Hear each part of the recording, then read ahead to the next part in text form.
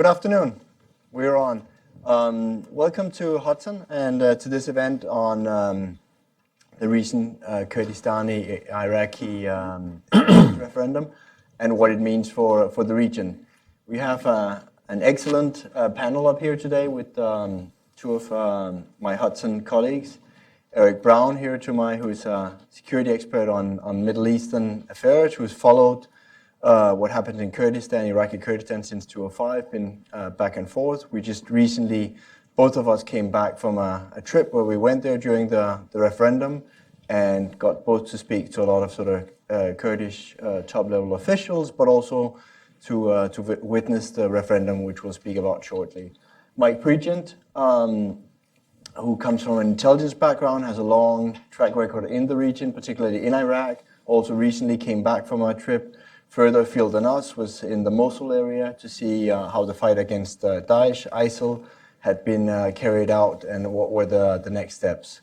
I myself, Jonas Parell-Plesner, is a new addition to Hudson, came over recently from, used to be with the Embassy of Denmark here in Washington, D.C. So this is my first panel here and really happy to be here together with my colleagues. We're going to have, I think here on the side, a couple of images as well from our, so when you see those are from either Eric's and my trip to Kurdistan or from Michael Pregent's trip to the Mosul area. So when we come to the Q&A, you can add those into what was going on, although of course a lot of them should be self-explanatory, as I now see the Kurdish flag up there during the referendum. Let me also mention that some of you that came in got a working paper that I had sort of did on our trip to Kurdistan. If you haven't gotten it, I think it's out by the reception when you leave. So let me kick off with talking a little bit about the independent referendum and how we saw that. Maybe first with a sort of little anecdote that when we left one of the polling stations, a Kurdish man waved at us and said, "Bye-bye, Iraq." And that, of course, isn't that easy, as just having the referendum. As you know, the Baghdad is strongly opposed, the neighbors are strongly opposed, most of the international community was strongly opposed, so sort of the Kurdistani independence referendum faced sort of strong resistance from the beginning. As you know, the 93 voted in favor of independence, and with a quite sort of large turnout, 73%. And as you can see from the images here on the side, we of course saw the Kurdish flags all over the city and everywhere we went. We have one here in front of us as well with the sparkly sun in the middle. What we witnesses, as I would underline, we were not election observers. We went out to 4 polling stations. We tried to go to different areas. So we were both in a Christian area inside Erbil. We went to a poorer area, to a richer neighborhood to get a little bit of sort of different flavor of. But what we saw seemed sort of fair and credible. The ballot was in the 4 different languages. So you could both have in Kurdish, in Arabic, in Assyrian, and in Turkish. So that all both ethnic and linguistic minorities were able to understand the question. And then let me talk a little bit about some of the reaction. As you know, the U.S. Government opposed the referendum. The whole ISIL coalition came out against it. One of the reasons was that this could sort of detract from the effort that the Kurdish forces, the Peshmergas, are doing in fighting together with the Iraqi security forces, the continued presence of Daesh. All of our interlocutors there really assured us this was not the case, that the Kurdish contribution to the fight against Daesh was ongoing. As we were in the region, there were meetings around Harija, around the military planning, which has since gone on, and the Kurds has continued sort of their assistance to that fight. So that was, of course, something that was very important for Kurdish interlocutors during our meetings to sort of tell us that, bring back that message that the fight against Daesh wasn't diminished because of the referendum, and that seemed to be the case as well. Another element that a lot of interlocutors underlined to us was how Daesh's growth in Iraq was really linked to sort of the very sectarian politics in the country, and particularly, and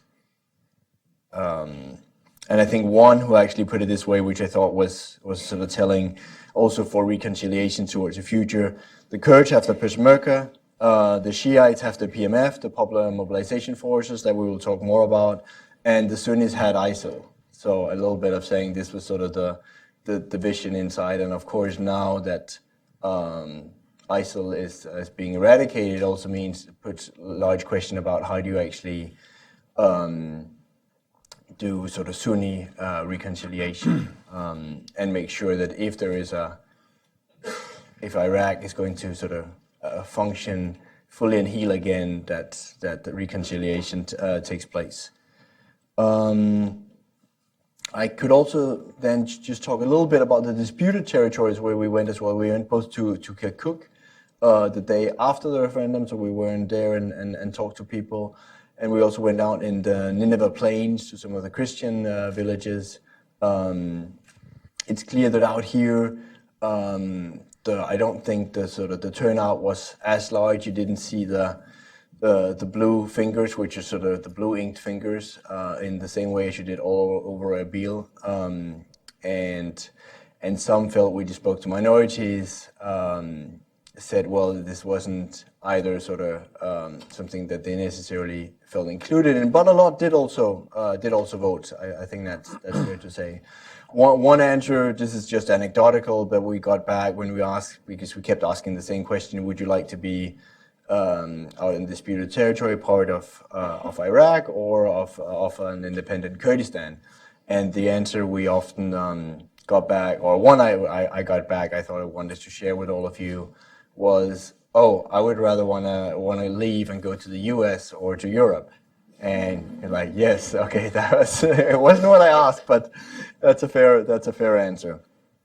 So that was a little bit my sort of initial panorama over the referendum and the referendum day, and I'll now turn over to Eric to continue on, because a lot of outside commentators, and I think, believed that this referendum would never be pulled off, that the Kurds internally inside Iraqi Kurdistan are so divided. The parliament hadn't met in 22 months before, so a lot of people thought, okay, they're not going to be able to agree on actually doing a referendum and having that sort of unity.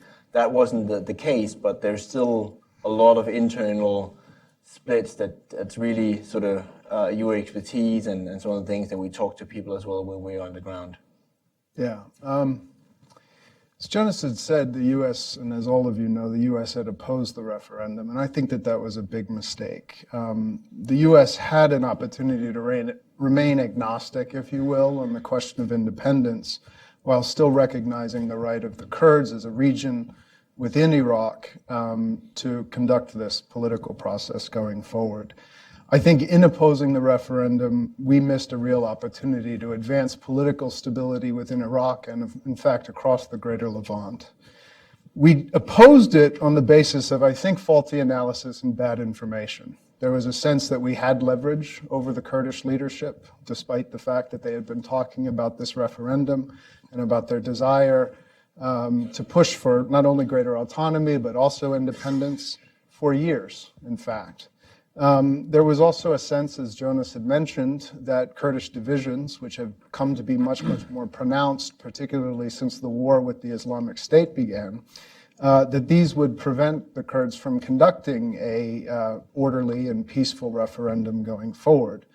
All of those predictions turned out to be a mistake, grossly so.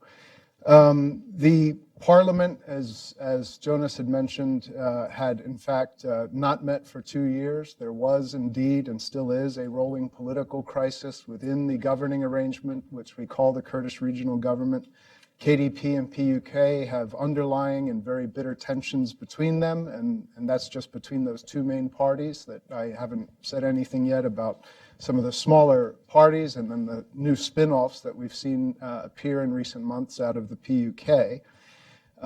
There were, in addition to all of this, as I mentioned, since the rise of ISIS, the state building, which had been going on in Kurdistan from roughly 2003 up until 2014, that had ground to a halt.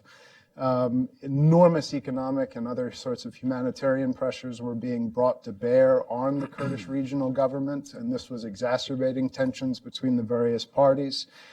There was also an overwhelming concern that Iran, as is its wont, would attempt to play a spoiler in the lead up to the election and would seek to exacerbate a lot of these internal tensions. But again, as I said, all of those predictions turned out to be false. At the very last moment, a lot of the parties who had initially demonstrated some reluctance in allowing in supporting the referendum came full circle. The Islamic Party, many of the splinters of PUK, and in fact the PUK itself, appeared with President Barzani to support the referendum process. Just 2 days before the referendum, President Barzani had appeared at a mass gathering in Sulaymaniyah, and it was very clear then that PUK was going to support this. What happened afterwards, as Jonas had mentioned, was a very orderly, exceptionally peaceful, and generally, I think, quite competent, at least as far as we had observed, political referendum. The turnout was stronger in some areas than in others, but the turnout was overwhelming, and it was overwhelming in support of beginning negotiations with Baghdad in pursuit of fundamentally changing Kurdistan's relationship with Baghdad going forward. One of the Kurdish officials that we spoke to said this referendum, rather than being a non-binding referendum, which was how KRG had presented it prior to the referendum taking place, is in fact a binding referendum. The Kurdish leadership feels that it has a mandate going forward to articulate and to realize what they see as being the will of the peoples of South Kurdistan, and we should expect that to be the case. There is no doubt that President Barzani and the KDP in particular come out from this much strengthened than they were before. The Kurds themselves are much, much more unified. The referendum itself had an effect of dissipating and I think of lessening some of the divisions between the various Kurdish parties. The task ahead, however, is going to revolve around whether or not the Kurdish leadership is going to be able to take this political momentum and actually and channel it into the much more difficult work of building up governing institutions within the Kurdish region. I think going forward, the U.S. Needs to do what it can to align with this effort and to see the advance of self-government within the Kurdish region as within our own strategic and national security interest. We've consistently failed to do that in the past. I would say that while we talked and wanted to support the realization of a federal Iraq from 2003 and found willing Kurdish partners on the ground who wanted to work with us. Our policy over the course of the decade plus remained very, very Baghdad-centric, and we failed at important junctures to embrace opportunities within Kurdistan as well as in the Sunni Arab areas to shape a more favorable balance of power within Iraq that would have allowed a true federalism to work. Now, the two options on the table going forward is, in fact, true independence for the Kurds, but the Kurds themselves will also say that in their open negotiations with Baghdad, they're open to look as well at a potential confederal relationship, a true confederal relationship in which the Kurds have full autonomy and sovereignty over their region, but will still enter into a meaningful relationship with Baghdad on questions of foreign policy, among other things.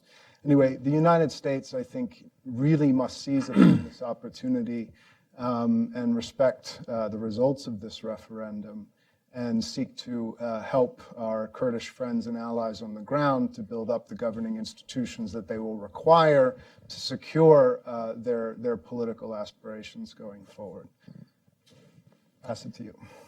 Yeah, I mean, one of the things you covered precisely what's going to go on in the dialogue now. We don't know when it started. We don't know whether Baghdad will be willing really to enter into dialogue. As I think one of interlocutors said to us, you don't taste the soup at the same temperature as it's cooked. As a Kurdish proverb of saying, they knew there would have to be some time before you could actually get back to dialogue.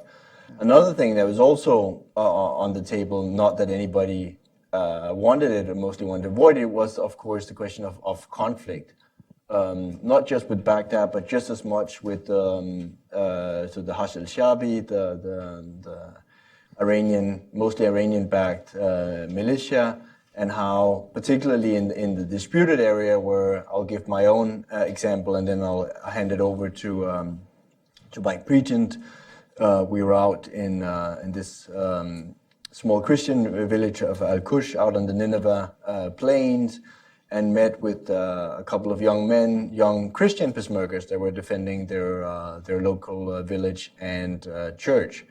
But they explained that several of their other young men from the village had actually joined a sort of Christian militia as part of the Hashd al-Shabi and were fighting with that. And so that also, I think, shows in this whole picture how difficult it is for other minorities, Christian Yazidis out in, that can get very squeezed in some of these conflict, which refers back to the answer I gave in my initial talk of how one replied, I would rather be in the US than either part of Iraq or Kurdistan. So that whole sort of squeeze and how Iran plays an increasing role through its proxies in the region is really your big thing, Mike. So I would turn it to you and say, is there going to be conflict with Iranians? Well, here's what we know right now. The Hawija operation is currently ongoing, and it's expected to culminate this weekend. And the next phase, based on what the Asayish is hearing in Kirkuk and the vicinity of Hawija, what our American forces are hearing, what NGOs are hearing, even NGOs that are there to provide medical aid to children are hearing, get out, the Hashd al-Shabi are getting ready to move on Kirkuk. So these may be warnings, indicators, this may be an alarmist position, but this is consistent with what Shia militia leaders have said the last 2 years. Badal Dash, you guys are next. And we've heard it. So I've been visiting the region.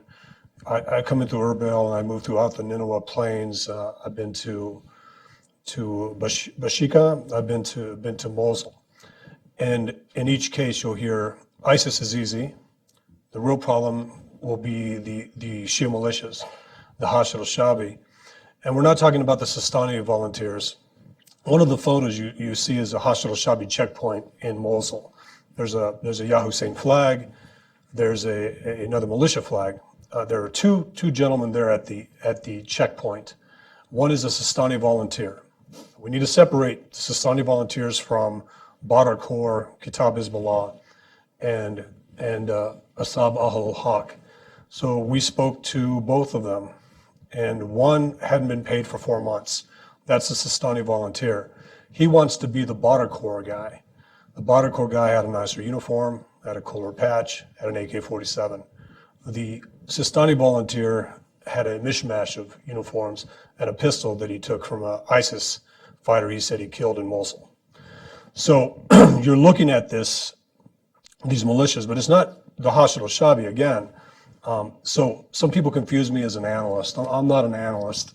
I'm a veteran of the Iraq War. I spent 5 years there. And then I was an intelligence officer with the Defense Intelligence Agency. I worked for General Petraeus and Odierno. And my specific task when I worked for H.R. McMaster, when he worked for Petraeus, was to assess the level of Iranian influence in Iraq's military and in their intelligence services. And we found that it was rampant. And we presented an alarmist report to General Petraeus in 2007 and continued to do that after the surge to General Odierno and after that, General Austin, that there is a process that's taking place in Iraq's military. And it's the It's DDR, but not in the traditional sense. So it's not demobilizing, disarming, and reintegrating. It's actually taking militias and bringing them into the Iraqi army, where they still get a paycheck. And at the time, it was in 2007, it was still Jaish al-Mahdi. They could come in the military and they would still receive a paycheck. But Badr Corps, somehow, we had picked Badr Corps as the pragmatic, responsible militia. And because Badr Corps has been so sensitized to U.S. advisors and U.S. Contractors who are now training Iraqi forces, everyone will admit, yeah, Badr Corps is everywhere. Of course, Badr Corps is in the Ministry of Interior. Of course, Badr Corps is in the MOD, the Ministry of Defense. That's an issue. Just because it's known and just because it's common and just because we've been sensitized to it, we shouldn't forget that Badr Corps is Qasem Soleimani's premier established militia force in Iraq, and they control the MOI. We gave a brief panel here last week on the Iranian land bridge. And that Iranian land bridge, the RGC land bridge, going into Syria and into Lebanon in order to strategically threaten Israel at some point, will be facilitated, will be aided by the Iraqi military. And there are two trains of thought here. For the last year, maybe the last 3 years, I've said I'm a one Iraq guy. I believe that Iraq needs to be together. And I would often say it's like an iPad. If you drop it on the floor and it breaks into 3 pieces, it doesn't work. I'm no longer a one Iraq guy because I've been warning for the last 3 years that our ISIS strategy is actually handing over Iraq to Iran. But if I was honest with myself, and I've talked about this as well, we actually facilitated this handover during the surge. It was going on under our noses then. We basically took an Iraqi military, at least the areas along the Shia sectarian fault lines in Baghdad, Diyala, Salahuddin, and further south. It was a 95% Shia force. When Petraeus was there in 2005, it was 55% Shia, 45% Sunni. And now you have an Iraqi military where you cannot find a Sunni company, a Sunni battalion, or a Sunni brigade. And if you don't know what that means you can't find 500 Sunnis in one unit in the Iraqi army, or 500 Kurds in the Iraqi army. The Peshmerga is completely operating outside of the Iraqi military. So my recent trip to Mosul, I'll wrap it up here. I went to get my mind changed because I listened to my colleagues from Brookings and from the Washington Institute of Near East Peace, and they have a different view of Iraq than I do. They say there's a rule of law, the military is not sectarian, there's a unity government, and all is okay. The problem is there is only three problems: ISIS, Kataib Hezbollah, and AH. And I've even heard some of them say, and Qais Khazali is really not that bad anymore.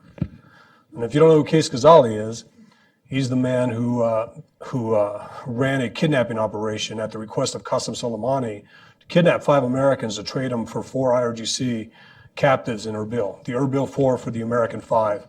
The kidnapping event went wrong. They ended up executing 4 Americans in the back of pickup trucks while they were bound. And the fifth soldier, in an attempt to try to save his comrade's life, dived on a grenade, and he was awarded the Silver Star after he died doing that. That's who Qais Khazali is. Qais Khazali is also the same guy a year ago who said, I cannot wait to kill U.S. special operators after we kill ISIS. I cannot wait to do these things. And we dismiss a lot of this talk. Oh, that's just rhetoric. They're just saying that.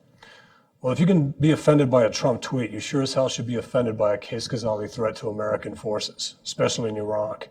So I went there to get my mind changed. So I went to the Nineveh Operations Center to visit General Najim al-Jabouri. And you can see what my colleagues see. You can see a professional Iraqi military working with a coalition. But you have to ignore the room full of Iranian advisors to the right. And I saw them. They were wearing sanitized gray uniforms. They looked at me and they said, I know who you are. And I said, Wain al-Hammam, which is, where's the restroom? And I went to the restroom. You can see these things. And, I think the Kurdish referendum is very important, and I can't say it better than Ambassador Crocker said it.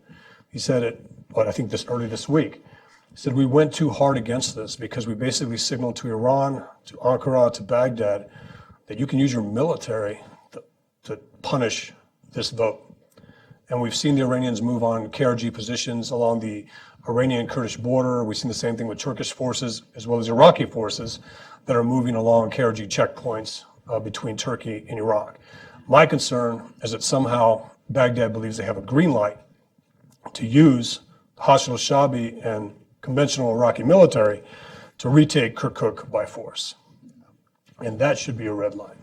It has to be a red line. That has to be signaled now that the U.S. will not tolerate that. The U.S. will not allow that.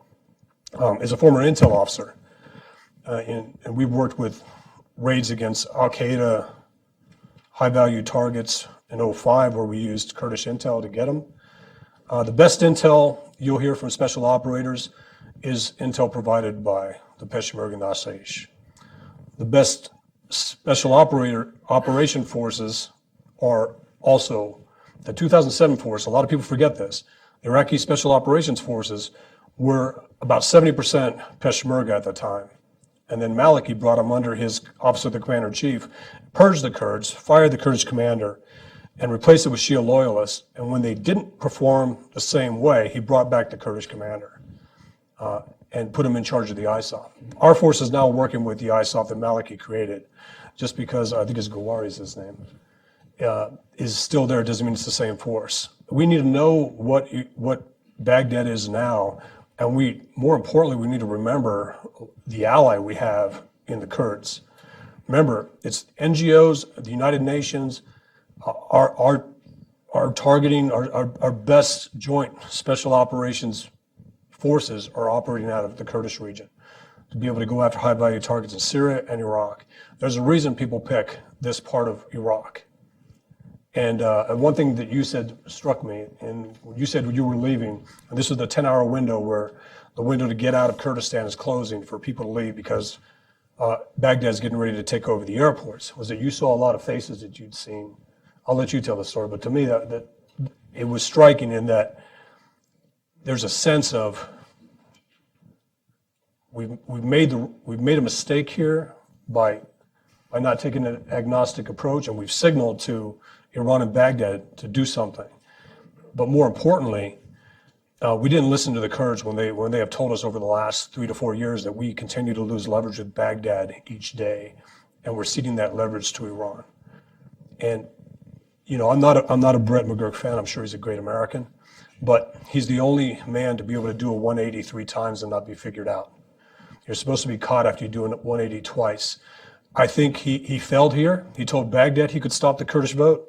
He told the U.S. he could stop the Kurdish vote. He told Tehran he could stop the Kurdish vote. And he told Ankara he could stop the Kurdish vote. And the Kurds knew that we had no leverage with Baghdad, and there was no reason to listen to us tell them to stop, and we'll help you fix this. We'll act as a guarantor when we haven't the last decade. And we continue to make this promise. I'll stop there. One observation just to reinforce something that Mike said. The lack of the opposition to the Kurdish referendum from the U.S. Not only hurts the Kurds and damages their position and their security, it has also weakened the position of those people in Baghdad and elsewhere in the southern parts of Iraq who seek to limit Iran's influence in their part of the country. Why? Well, Iran too has opposed the referendum, and from the perspective, at least according to a number of folks that we spoke to from the South, the perspective is that the United States has come to some sort of condominium with Iran and with the expansion of Iranian power into the country, particularly into Baghdad and into the western parts of the country. And the fact that we both have opposed the referendum is seen as being the United States being largely permissive of this. Changing the perceptions on the ground is going to be vital going forward. And the first way in which we need to do that, I think, is to reverse our policy and to recognize the referendum for what it was. On that, though, let me tease out from both of you, I mean, in the sense that the U.S.'s primary objective in Iraq, Syria, is to destroy ISIL, Daesh. So, if the Kurdish referendum actually heightens chances of a conflict with Iran, is that necessarily in the U.S. interest? Well, it's interesting with the argument that the Kurdish referendum somehow is a slap in the face to Americans who've lost their lives in Iraq, and also hurts the war on ISIS. To the first part, I would say the handover, the real slap in the face to veterans who served in this war and the blood and treasure lost is the handover of Iraq to Iran. The testament to our sacrifice would actually be supporting a independent Kurdistan, or at least supporting this referendum. The war against ISIS, the argument made that if the Kurdish referendum goes forward, it'll hurt the war on ISIS. Actually, if we simply would have supported the Kurdish referendum, Hashd al-Shabi would only be focused on Hawija. They would only be focused on ISIS. The Iraqi military would only be focused on ISIS. We're actually seeing this kind of mission creep with this current fight on ISIS. It's ISIS and. It's Hawija and Peshmerga positions. It's Hawija and KRG checkpoints. So they're not related. And at the end of the day, if anybody saw the pictures of Iranian tanks on the border with Iraq, they're T-55s and T-60s. They're old Russian tanks. We have to call out Iran for what it is. It's not this strong military force. Quds Force is something completely different. And Iran, 5 years from now, if they continue to violate the technical spirit of the JCPOA, will be a force to reckon with in the Middle East as they're able to use money from oil reserves and buy equipment and become a nuclear power over the next decade. But right now, a simple warning by the United States would be enough. And they need to hear that. And what about you, Eric? Isn't this, I'm playing devil's advocate up here as moderator as well, I mean, isn't this just a distraction from the main US objective, which is destroying ISIS, and would therefore be better without tensions that are now growing between potentially Kurds and Shia militia? No, it's not a distraction. The goal, I think, the defeat of ISIS, and this is not the first time that somebody has argued this, but the defeat of ISIS, I think, is too narrowly defined an objective, that the goal for the U.S. policy in the region should be the reconstitution of some semblance of security and political order which works the region as it is. Without that, all of our military efforts against ISIS and whatever comes after ISIS will not produce the strategic outcomes that we seek. And so what we need to be thinking about as well is trying not to recreate the political and lack of security conditions which led to the rise of ISIS in the first place, and instead take an active interest in availing ourselves of the opportunities on the ground to actually build up governing structures and political structures which can help protect vulnerable populations, not only in the Kurdish, in the Shia, and in the Sunni Arab areas of Iraq, but elsewhere. So no, this is not a distraction in the least. This is actually what our properly understood strategic objective should be. And when you look out across the greater Levant, we're quickly losing our areas of opportunity to find partners on the ground with which we can work with. And Kurdistan in Iraq is one of those areas where we have many, many medium and long-range opportunities, and we should avail ourselves of that right now. Another large neighbor we haven't talked about yet is Turkey and their reaction to the referendum. And my sense was during our trip that there was also a little bit of surprise there, in that because there's very normally tight, good links with Erdogan's Turkey, and they also came out very sort of strongly against, although a lot of it sort of might be just bluster because they haven't perhaps taken that many really sort of step to necessarily curb trade. Or what's Eric, what's your sense on that as well? How the Turkish reaction will unfold in the short run and sort of longer run? Yeah, I actually have a quote from Turkish President Erdogan. He said, if Barzani and the Kurdish regional government do not go back on this mistake, he's referring to the referendum, as soon as possible, they will go down in history with the shame of having dragged the region into an ethnic and sectarian war. One could imagine a Kurdish interlocutor saying, well, enough about yourself, Mr. Turkish President. I think it is a lot of bluster. I think the Turkish president was speaking those words largely because he needs to maintain the support of the ultra-nationalists, which he has needed ever since the failed parliamentary elections in Turkey back in 2016. What is also true, however, is that the realities have changed. The era in which the regional states, including the Baghdad-based regime, Iran and Turkey, could effectively collaborate with one another and seek to asphyxiate Kurdish political aspirations, I think that that's over. Now, I don't want to speak too soon because there is still an opportunity if the U.S. pulls back for these states to find a way to cooperate with one another to really inflict quite a bit of harm on the Kurds in Iraq. Nonetheless, the Kurds have built up a considerable amount of capacity, both military capacity and economic resilience. They have friends as well in Turkey, including in the AKP government. And Turkey cannot act unilaterally to shut off the Kurdish pipeline going through and Kurdish oil that's being shipped out of Turkey. Why? In part because of a very strategic deal made between the KRG and the Russian government. Russia has an interest in seeing the oil that it has arranged to flow out of Kurdistan to continue flowing, and Erdogan is going to find it very, very difficult to unilaterally move to stop that because I believe that the Kremlin will oppose it. The other thing, too, is collusion between regional states against these particular Kurdish aspirations is also going to be very difficult because of the underlying competition between them. Or between various factions in each of those states. That's not going away anytime soon, and so I don't see the bluster that is coming from these regional states as being something that they're going to be able to act upon anytime soon, particularly if the United States does not pull back.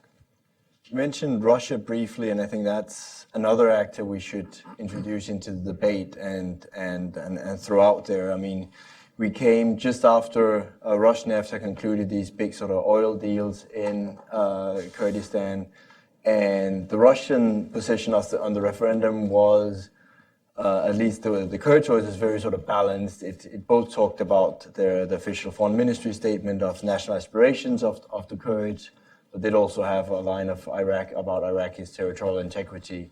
So I think to a large degree, what we heard was that this was the type of statement they would have preferred the U.S. to have a sort of one that more hedged.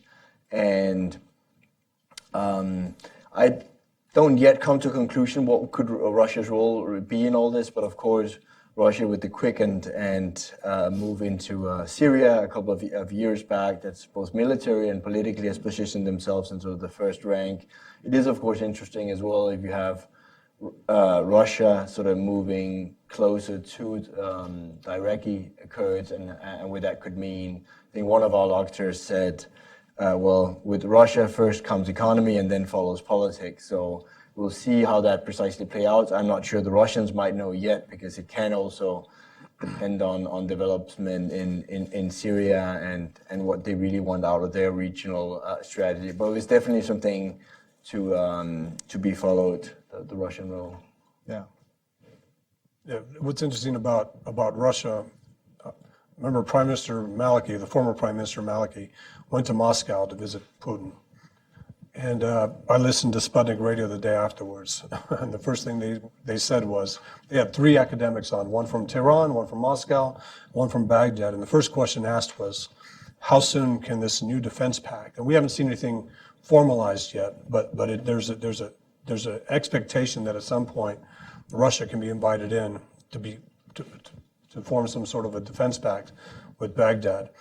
And the first question asked was, how soon can we exit the Americans? So these windows are closing, these opportunities to, as we look at the impacts of the referendum and we see how we're going to play with Baghdad, we're almost operating from a sense that we're going to be able to stay there for a long time and be able to weigh in on this. And I think that window's closing. And the interesting thing about it is, so the Kurdish referendum was supposed to hurt Prime Minister Abadi. Prime Minister Abadi was hurt before the Kurdish referendum because the highest polling candidate right now is Hadi al-Amri, who is the leader of Badr Corps, who is also the leader of the Hashd al-Shabi, who is Qasem Soleimani's #1 lieutenant.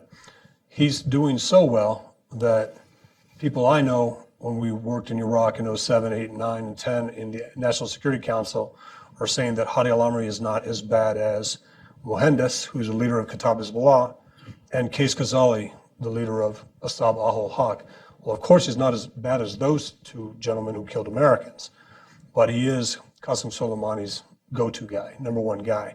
So as we look to Russia securing oil rights in northern Iraq right now, Iran securing oil rights in northern Syria right now. It wouldn't be surprising to me to see Russia start training, start equipping the Iraqi army, but also Russia, like you said, economy before policy. Russia is also filling a gap where we're exiting. We have the Saudis going to Moscow for the first time. You have everyone courting Moscow as the U.S. exits in its traditional role of guarantor, especially for the Sunnis of the Middle East. So these are all opportunities for Iran and Russia, especially as we take these positions that they view as weak and Kurdistan's enemies view as green lights to do things. Yeah. Follow-up question to that, Mike, would be on the internal Iraqi politics going towards the elections in the early beginning of next year. Right. Where, which was another sort of U.S. objection, is that this basically undermines Abadi, that the U.S. has worked tightly with in the ISIL coalition, and some of the Kurdish replies we got to that while we were in the region were that was already happening, that Abadi wasn't, and somebody like Amri, as you were mentioning, stood a much better fighting chance of winning next year, and then it didn't attract. But at least it's worth a discussion. How do you see that, the impact on Iraqi politics towards the parliamentary election, and linked, where Eric can jump in, and how much leverage does that give Baghdad as well for before the parliamentary elections, even generally going into negotiations with the Kurds on this? Real quick, what I would say is, if Abadi remains prime minister, it won't be because of the United States. It will be because Iran is okay with the continued role that he's playing, as long as Hadi al-Amri has a position. The interesting thing about Hadi al-Amri polling as high as he is, as he's pushing everybody to his position. It's kind of like an American election where everybody goes to Bernie Sanders' free college when you're running against a Republican. So the number one platform issue for Iraqi candidates, not the number one, but in the top three, is how soon we can exit the United States from Iraq. And my concern is with this administration. The Trump administration is also soundbite before policy, maybe. Daesh is being defeated. You know, the Mosul operation was a success. I went to Mosul. The Mosul operation was not a success. We basically destroyed 60% of the city for 4,000 to 6,000 ISIS. And I was sitting next to somebody who asked me, well, isn't that the right thing to do? I said, it's not the right thing, it's the easy thing to do. The right thing to do is to do it differently. You don't destroy cities like Ramadi, destroyed 80% of it's destroyed, exit a population of 500,000 to kill 1,600 ISIS fighters. That's not the way our generals and our officers that are being groomed to be generals, when they go to war colleges, we learn economy of force, we learn combined ops, we learn counterinsurgency, we learn different things. But when I say we, I shouldn't say we, I was never at that level, but they. But the thing about that platform, how soon can you exit the United States? This administration could say, we've defeated ISIS after Hawija, we're out. After Raqqa and Deir ez-Zor, we've defeated ISIS, we're out, and cede those two countries to that external influence from Iran, the internal politics. One of my biggest concerns, as it tilts back to the Kurdish issue, is that the language you're hearing out of this administration and out of the State Department is, if Iraq uses force against the Kurds, it's an internal issue. That is very concerning to me. There's a difference in using your military to go into Ramadi and Mosul to exit ISIS. That's different from using your military to go into the Kurdish regional government spaces to punish a people for holding a vote. And that's concerning. And Eric, over to you. How do you see the leverage on, like, how much wiggle room is there on the Iraqi side to even really negotiate with the Kurds? I think it's important to acknowledge that after the referendum, what the Kurds have said that they want and have shown in fact that they do want this through their actions is they want an orderly, peaceful, open-ended negotiation with Baghdad to come to new terms. Whether that means Kurdistan out of Iraq or in a confederation, we will see through the course of those negotiations. Now, the question is, who will the Kurds face in Baghdad?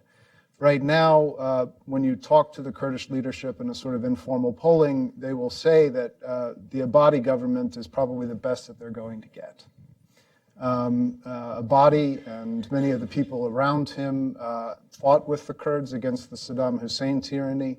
They're friends. And they're also willing to concede, we're told, at a private level that Iraq is dysfunctional and that the Kurdish aspirations are understandable. Now, I think that an orderly and peaceful negotiation can take place, particularly if the United States were to take an active role in working with the two parties. But the reality is as well is that Iraq will have elections in April of 2018.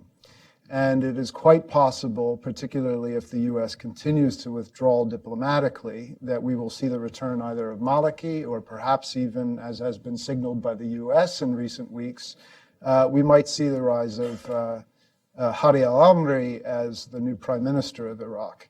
I think in either one of those scenarios with Maliki or Hadi al-Amri in charge, you're going to see a very, very, very pro-Iranian, Iran-aligned government in Baghdad, which is likely going to pursue a very aggressive policy with respect to Kirkuk. And I think that that would ruin the possibility for constructive negotiations between Erbil and Baghdad. I think that if the United States doesn't act now to prevent that from coming about, then we will see a greater likelihood of a hard partition of the country next year. Thanks. I'll now open it up to questions. You were almost already there before I managed to. We'll have several people walking around. So the first gentleman here with the paper.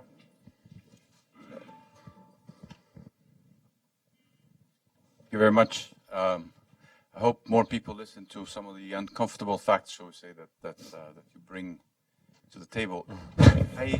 I wanted to ask two questions. One, perhaps to dive deeper into the inter-Kurdish dynamics, and then the second, looking forward. And I'm sorry, I'm Alexander Kravitz from Insight. I noticed from the pictures you spoke obviously to PUK, and I'm wondering if they gave you, if there were any nuances. I mean, they weren't, shall we say, as enthusiastic about the referendum going forward. They all came together, as you noticed, and I wonder if there were any kind of, sort of what the nuances were there. I'm curious if you met with any of the Not For Now campaign folks. That's, in terms of the inter-Kurdish dynamics. And going forward, I wonder if you could give us any insight into the upcoming elections on November 1st, the presidential and parliamentary elections. Thank you. You want to take the election question?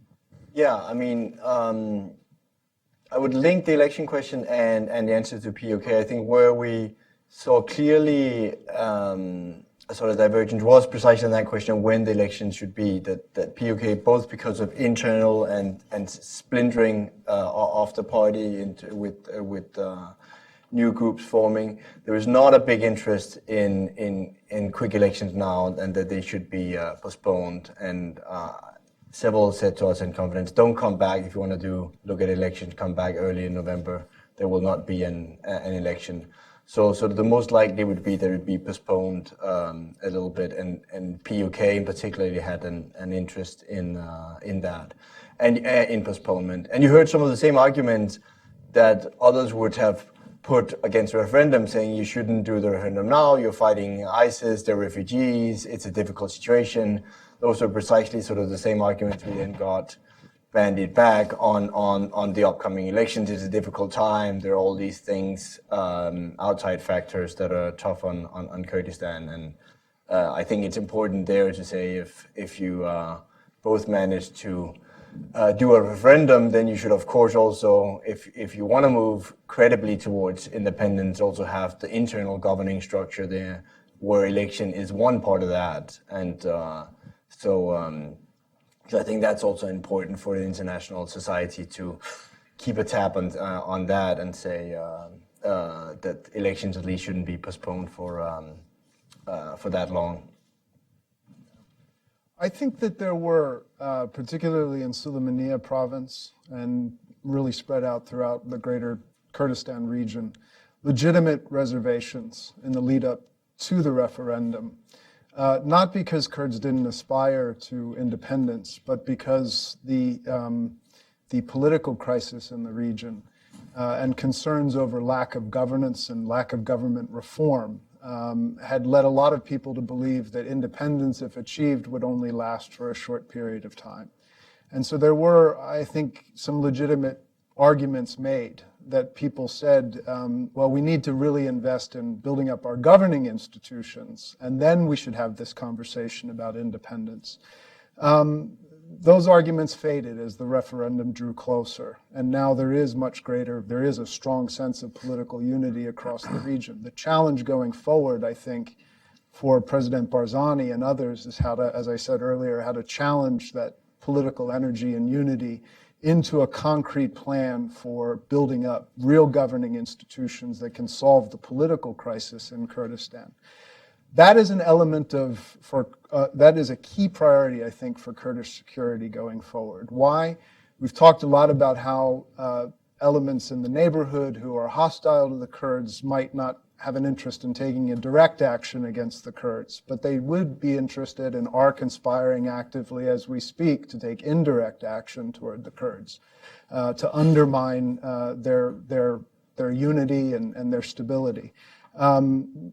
The only way to defend against that is through building up long-term resilience, and that comes through governance, among other things. Now, there are visions of federating the greater Kurdistan region, which I think is by 2020, creating local parliaments, and that will begin to, I think, break away some of the hidebound politics that have defined the intra-Kurdish, intra-KRG relationship between KDP and PUK going forward.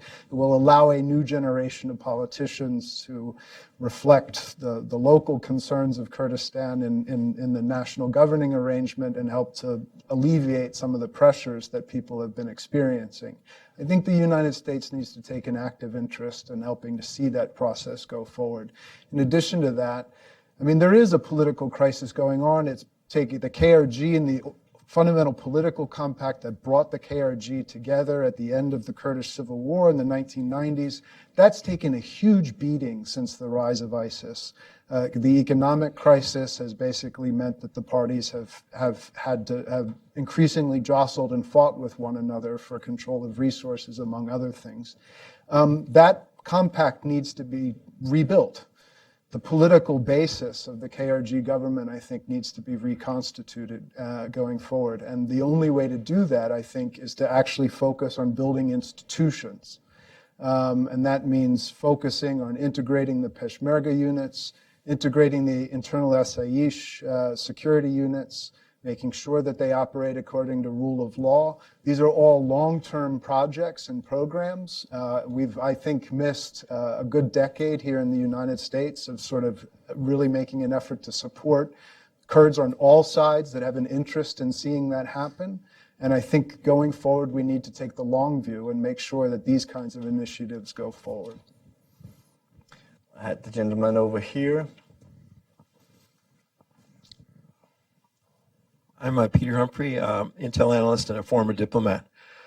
Isn't it the greater geopolitical problem, the sort of hypocrisy we demonstrate when we fail to support self-determination? I've had Catalans say to us, "You hypocritical SOBs, how dare you? How dare you take these positions when you support independence of Tibet?" So can't we sort of step back and look at the big picture of what our country actually stands for, and not suffer the damage of siding, with you must be chained to these other guys for the rest of human history because we say so? Isn't that wrong? Isn't that hurting our brand? We'll let our resident Catalan handle that. Thanks for that question. I've been torn on this. I mean,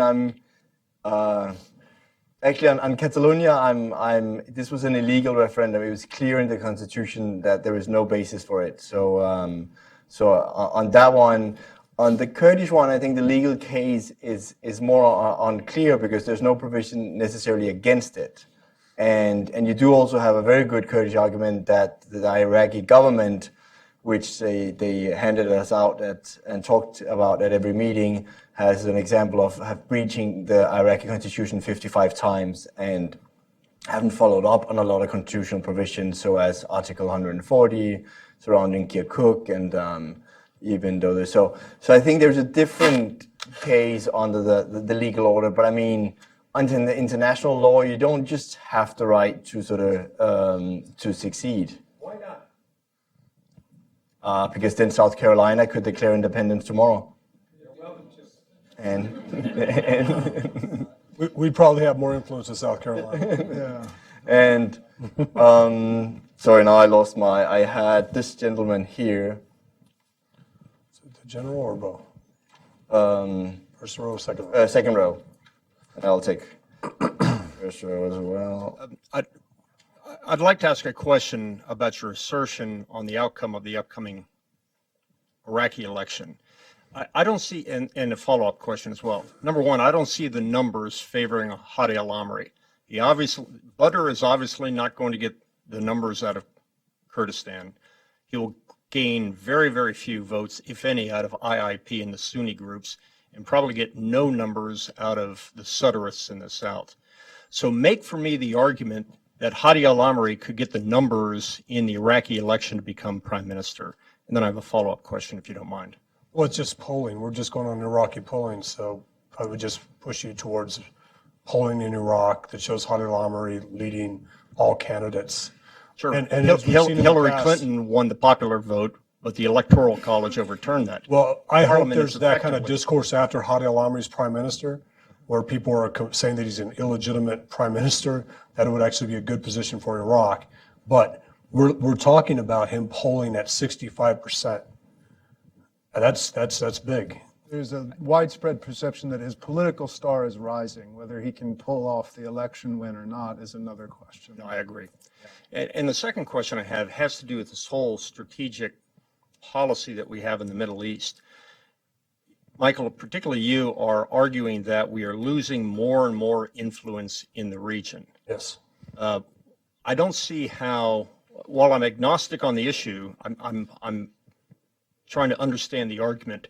Your argument is somehow we're losing influence, yet your recommendation in here is that we make a strategic readout in Kurdistan and ignore what's happening all around.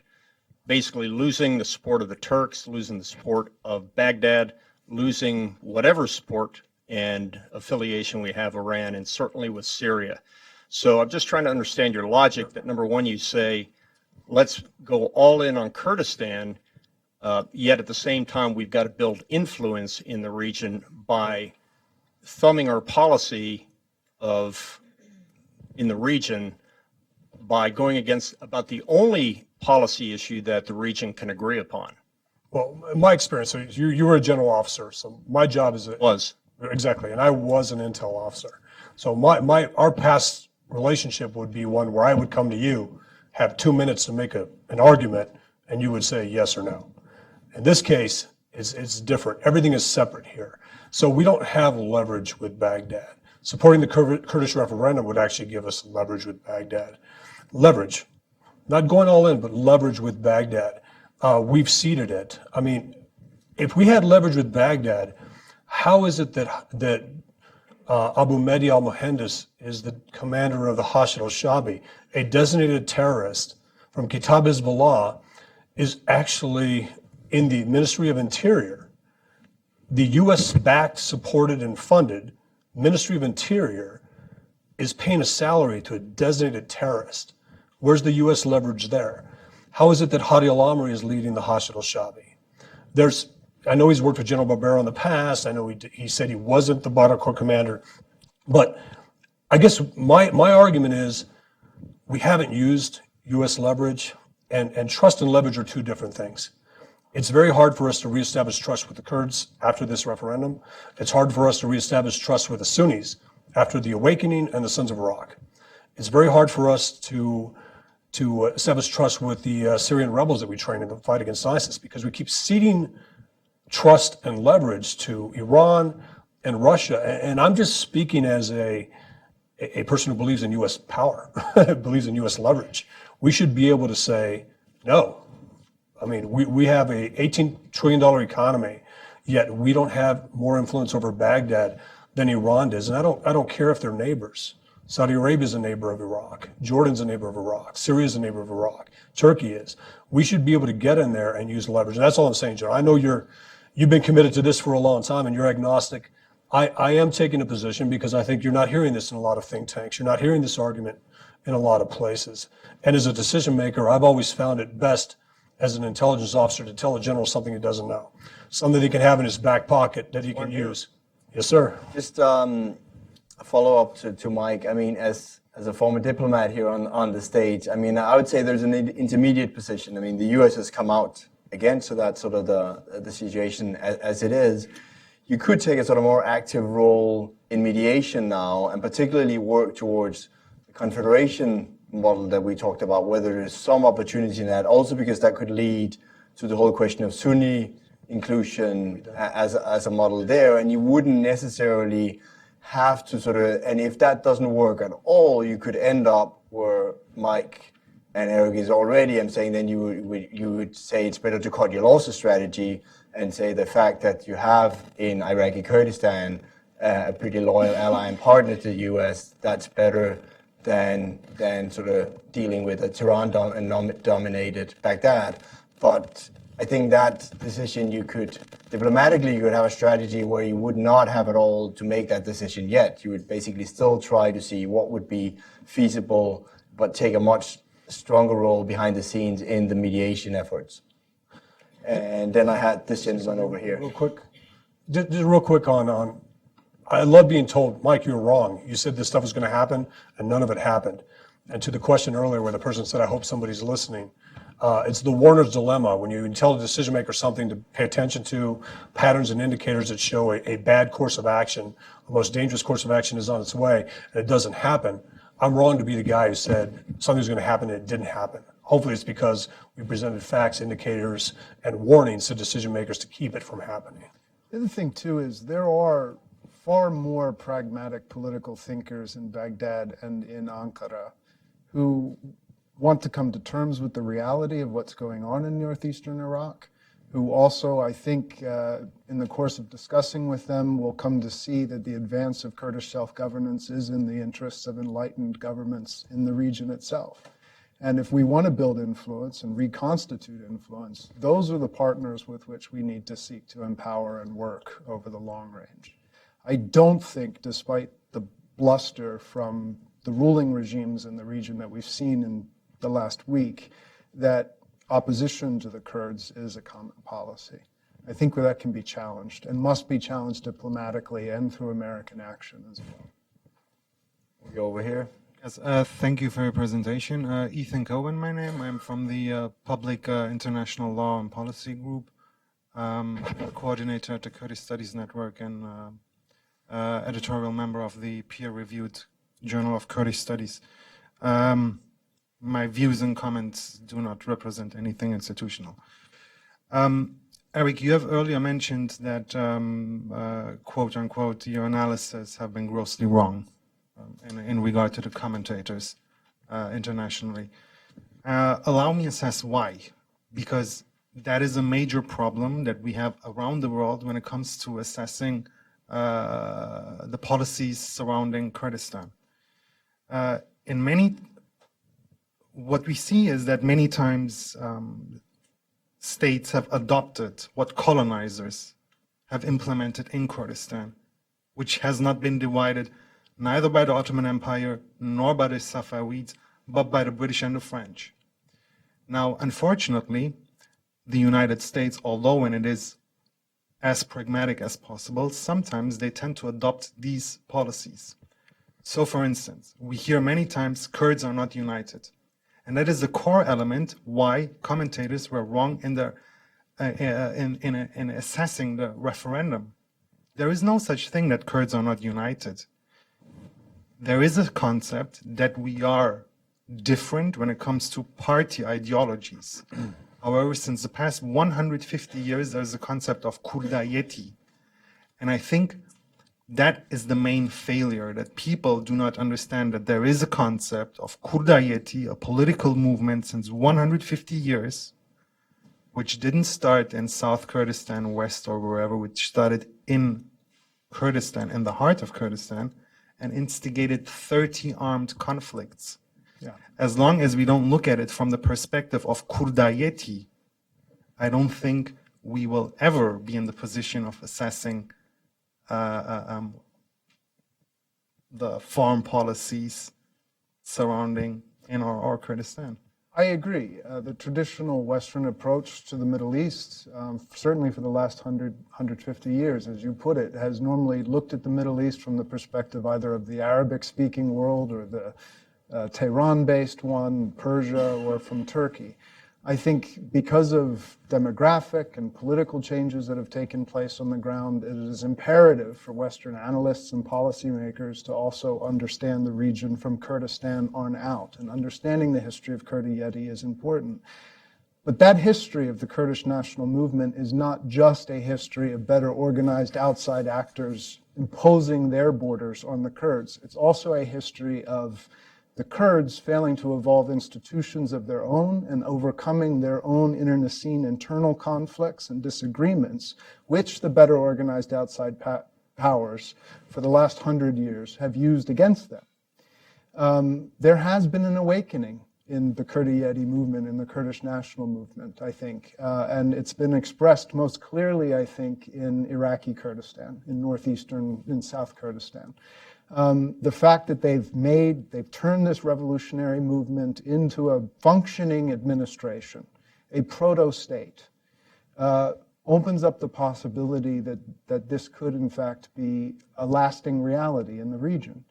And when you consider that order across the greater Levant has broken down, there's been a half collapse or a full collapse of the Arabic-speaking regimes at least. And when you also consider the demographic trends that are taking place across the region, the Kurds are no longer in the mountains, they're in cities. The numbers across greater Kurdistan amongst ethnic Kurds and Kurdish-speaking households is growing. Fertility rates are quite high, their numbers are swelling. This is bringing enormous people power to bear on what's left of the existing state-based order. And anybody who's interested in the long-term question of how to reconstitute order and stability in that region needs to take that new strategic and political reality into consideration. So yes, it's imperative, as you, I think, have suggested it, to understand the region from the Kurdish perspective. And I think there have been some great strides made in the United States in recent years to do that. Good, hello.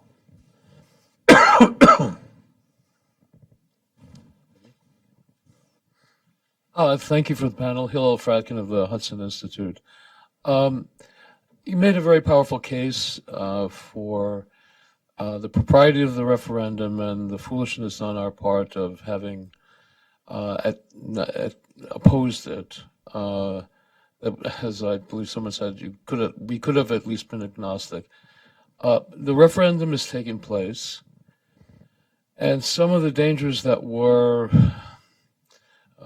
raised about what would happen have so far not materialized. It's, of course, only a few days, but a number of things that have happened. They may have happened a little bit after you left, so perhaps you're not in a full position to respond, but let me just list what has happened. The Turks haven't invaded Kurdistan. Neither have the Iranians. Abadi is in France, meeting with Macron, has said he wants to negotiate, and Macron has said he would like to mediate. The Russians have said that they do not favor a cutoff of the oil pipeline that goes through Turkey. So far, we haven't spoken, and we haven't taken an assessment of both the referendum itself, its success, and these rather diminished reactions, I wonder now what you would suggest the United States government could do. Maybe not a 180, but something a little bit more that takes this new information into account. I mean, my short reply, as I put in the working paper, would be that there's an option. You don't necessarily have to go back and do a 180, but there's an option now to try to push behind the scenes in negotiations, and particularly, as I mentioned earlier, the idea of if confederation could be a model that could also solve other problems in Iraq, that could be a way of bridging sort of from the U.S. point of view the different policy positions. You would still have a sort of nominal Iraqi territorial integrity. You would potentially find a solution towards Kurdish Arab condominion, and it could also be a way of sort of working with Sunni inclusion as well. I mean, this on paper sounds very good, might be in practice be much more difficult.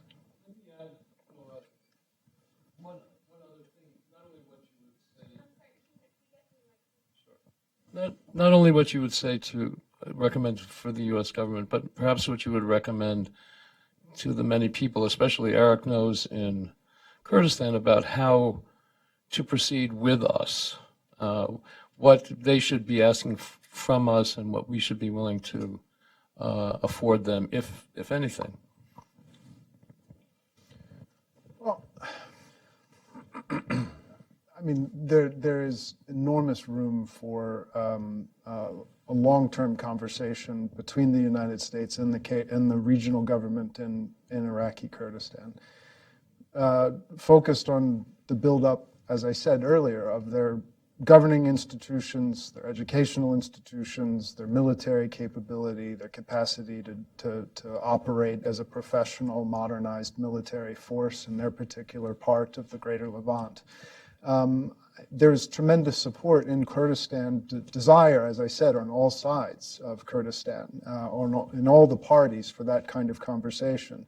But I think there hasn't been sufficient political will in the United States to do that going forward.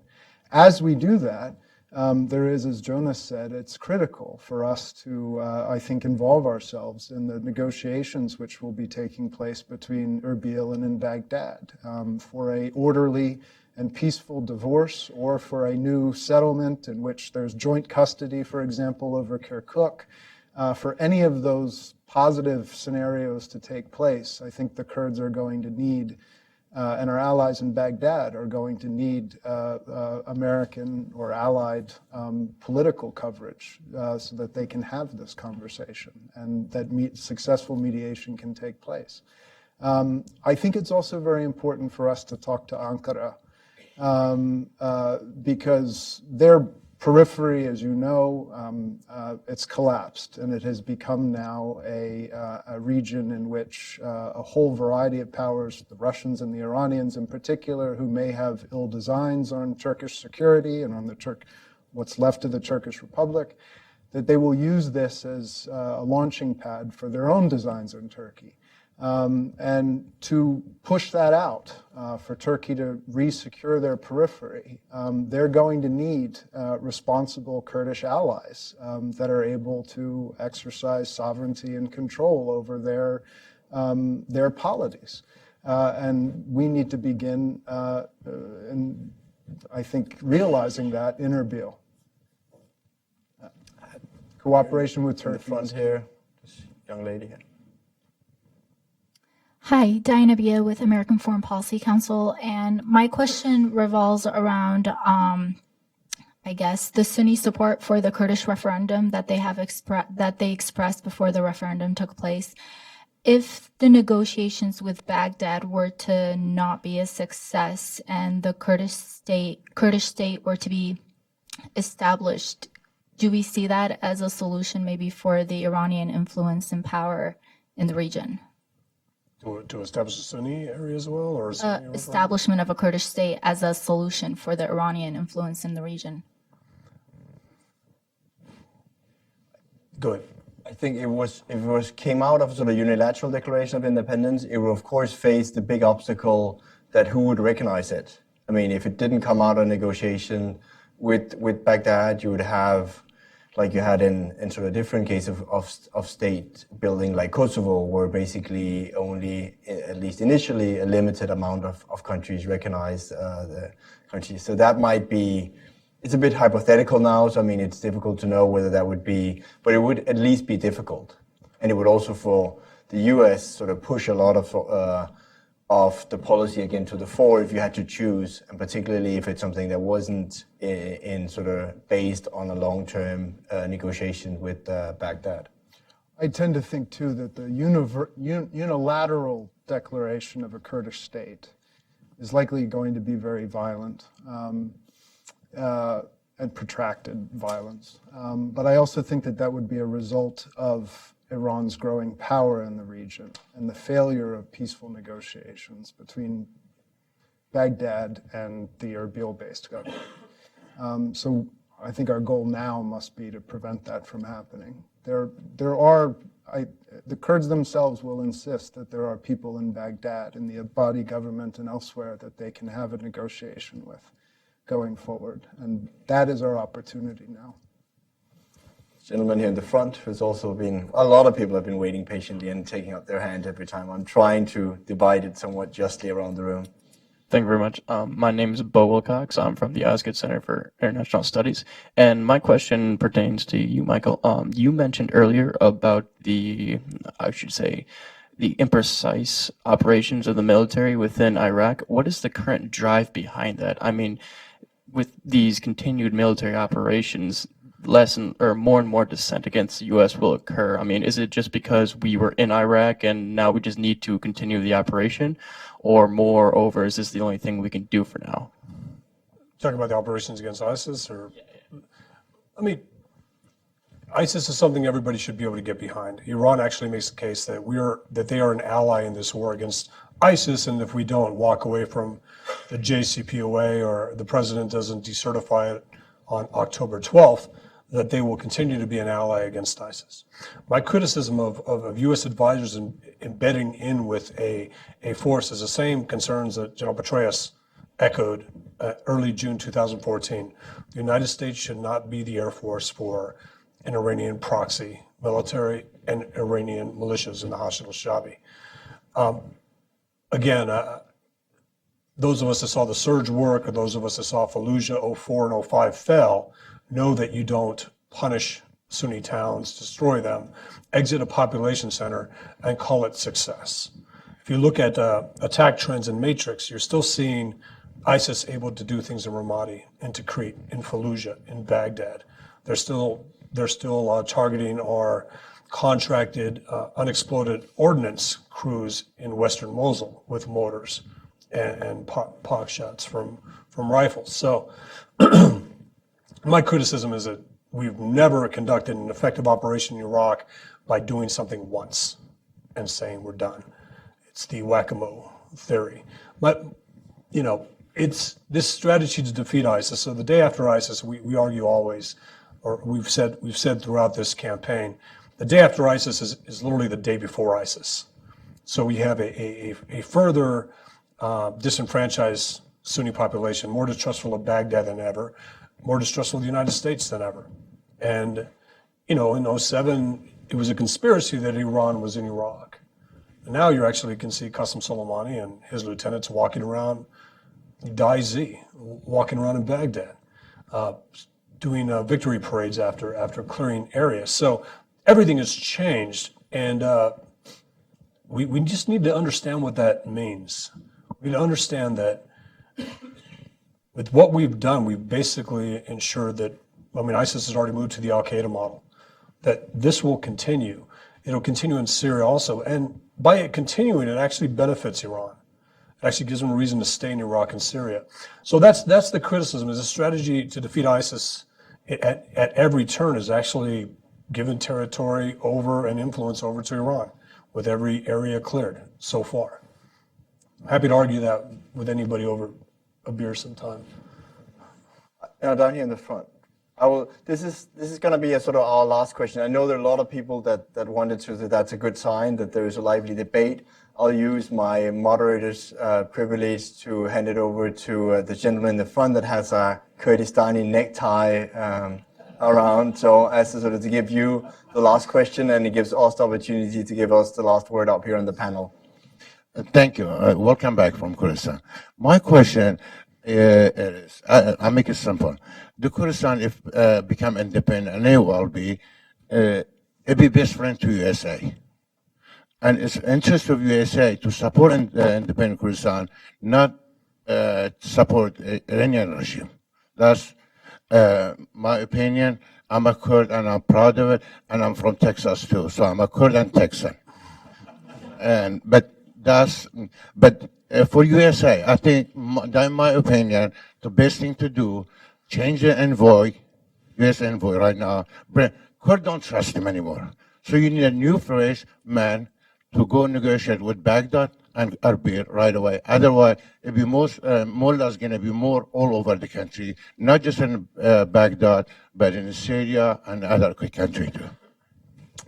Let me start by, I'm not Kurdish nor Texan, and so therefore play a little devil's advocate on it before I let it over to my two colleagues and One from Texas. say it also gives, if Kurdistan is independent without the solution somewhat with the neighbors, it also gives the US suddenly huge, as you mentioned, and as an ally of security commitments, I mean, which is something that the previous administration, but also continuing this administration, a certain wariness about the US, the way having commitments all over the world. So I'm not sure you would convince the American population that they needed to have a security commitment to Kurdistan for the long term.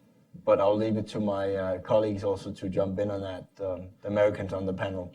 Well, there's I'm from Texas, and my Kurdish name was Naqib Barzan, so that was a good name back in 2005. So back to the current state. The U.S. State Department, the U.S. Department of Defense, and actually believe that the Iranian presence in Iraq is exaggerated, that Iran doesn't have as much influence as people like myself say they do in the Iraqi security and intelligence forces. But they're very concerned about the land bridge. They're very concerned about the land bridge through Iraq. They're very concerned about Iraqi militias. But they continue to ignore the role that the Ministry of Interior and Defense actually play in facilitating Qasem Soleimani's operations, or basically the intended use of this land bridge. They're exporting culpability as we look to possibly designate the Revolutionary Guard Corps as a terrorist organization. They're going to be able to say, well, that's not us, that's the Iraqis that are doing this, because a lot of these things are being reflagged with Iraqi flags. One of the biggest complaints I got from Peshmerga generals as I visited their defense lines over the last 3 years is ISIS is easy to defeat. And I heard this from Sunnis also, but it's the Iranian militias that are difficult because the Iraqi militias that are backed by the IRGC carry Iraqi flags. And if we shoot at them because they shoot at us, we'll be looked at as treasonous. And that's an issue. So the more we see facts and evidence that the Revolutionary Guard Corps is actually using the Ministry of Defense and the Ministry of Interior to continue their operations, the more our government will align with the Kurdish position that a lot of this, the reason for this referendum, is because of the Iranian takeover of Iran.